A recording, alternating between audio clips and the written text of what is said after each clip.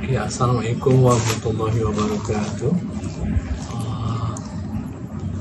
Nama Muhammad Din bin Muhammad Noor, berasal daripada Kampung Lawat, dah berumur 75 tahun. Amalan Al-Qasad ni sudah buat kali kelima, dan sakatnya itu suruh puas hati lah. Okey, kali pertama Amo buat dulu, kebetulan masa tu kaki Amo ni bekak, nampak sakit ke apa begini.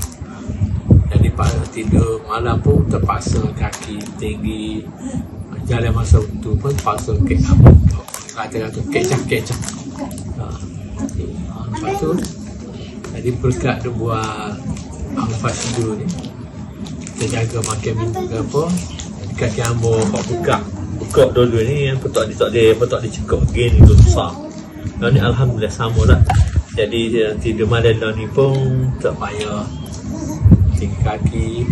Lepas tu tak pakai kasut pun tidak rasa tetap macam ni. Jadi Amo cadanglah pada warga di luar ni, marilah kita sama-sama menggunakan kaedah Al-Fasdu ni untuk kebaikan kita. Jadi kesatuan bola ni Amo berpuas hati lah. Walaupun tidak 100% tu, walaupun ada kekurangan, Amo berpuas hati. Amo syurkan warga di luar ni pakat-pakat lah ikhtiar cara Al-Fasdu. Sekian, terima kasih. Assalamualaikum warahmatullahi wabarakatuh.